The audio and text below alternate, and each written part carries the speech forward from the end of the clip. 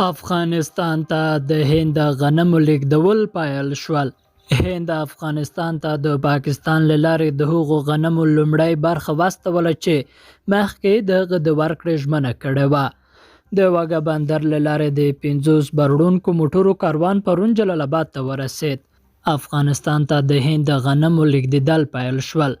لومړی بار په 500 موټرو کې و چې د پاکستان له لارې جلال آباد ته 2500 ټنه غنم انتقال کړل.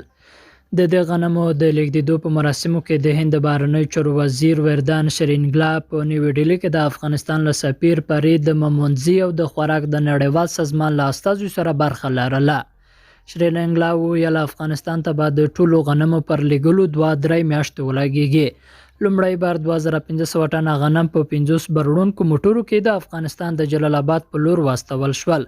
هیله من یو چې د اتري بندر له لارې څو ځله نور د 2-3 میاشتو په ترڅ کې د غنم انتقال شي او زموږ د 50,000 ټنه غنمو ژمنه په ځای شي.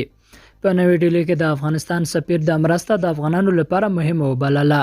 ټاکل شوې ده چې د هند مرستې د خوراک نړیوال سازمان مسؤلینو ته وسپارل شي. په هند کې د دې مؤسسې مشر بیشاو برجولي افغانانو ته د اوس لپاره د مرستې اړینه وبلله. د هند مرستې د اوس لپاره ډیر په خپل وخت او مهمې دي. تمه لرو چې د هند مرستې ادامه پیدا کړي. هند تل د افغانستان له خلکو سره نږدې پاتې شوی او په خلاص لاس مرستې ورسره کړي دي.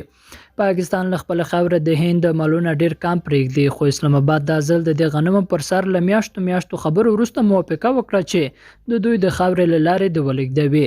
هند ویلي دی چې د افغانستان له خلکو سره به مرستې ادامه پیدا کړي او د مرستې به د طالبانو له لارې نه د مرستندویو نړیوالو بنسټونو له لارې تر بېوزلو افغانانو ورسوي.